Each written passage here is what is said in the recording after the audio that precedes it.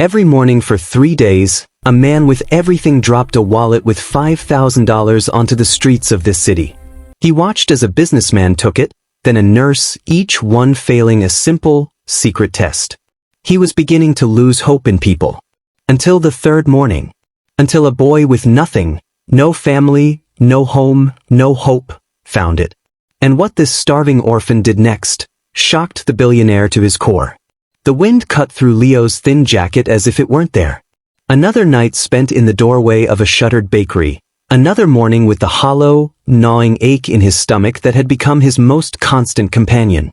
At 12 years old, the city was his harsh, uncaring guardian. He moved through the morning crowd like a ghost, unseen.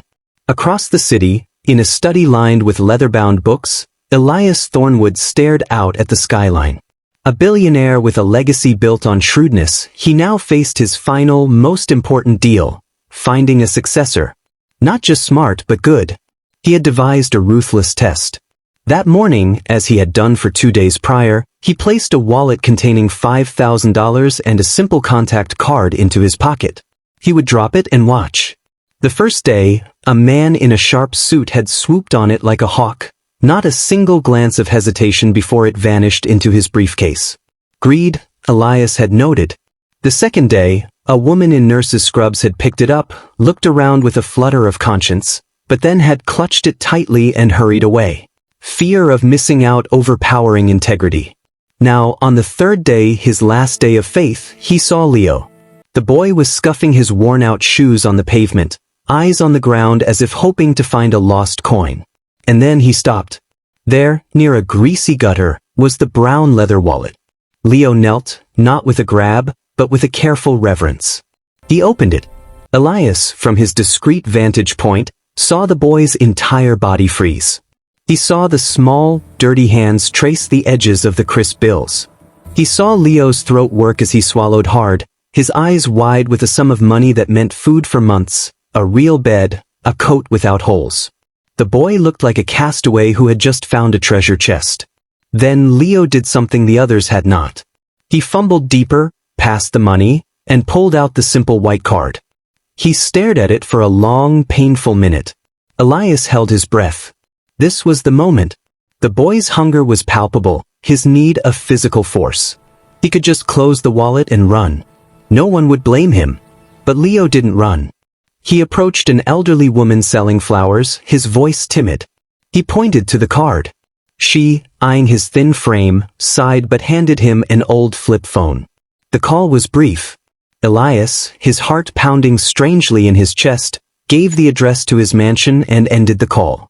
He drove home in a daze, the image of the boy's conflicted, honest face burning in his mind. An hour later, Leo stood in the vast marble foyer, dwarfed by the grandeur, looking more out of place than ever. But he walked straight up to Elias and held out the wallet. "Sir, I think you dropped this." It was all there. Every single bill. "Why?" Elias asked, his voice softer than he intended. "Look at you. You're cold, you're hungry. That money could have changed everything for you. Why did you bring it back?" Leo shifted on his feet, but his gaze was steady. "My parents, before they were gone, they told me that if you keep what isn't yours, you become poorer inside. And I'm already poor enough on the outside. I didn't want to be poor in both places." The words, spoken with such unadorned simplicity, struck Elias with the force of a physical blow. This child, who had every reason to take, chose to give. This boy, who knew profound loss, understood true value. Tears welled in the old man's eyes. He knelt, coming eye to eye with Leo.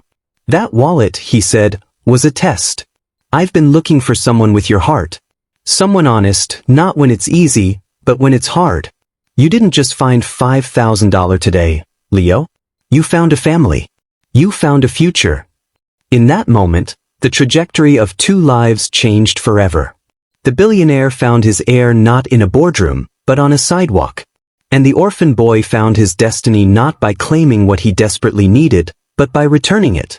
The lesson is carved not in stone, but in the choices we make when no one is watching. For in the end, our character writes our destiny long before our circumstances ever can. And sometimes, The richest rewards find you only after you've proven you never needed them to begin with. The end. Don't forget to give this video a like, share it with someone, comment and subscribe for more amazing video like this.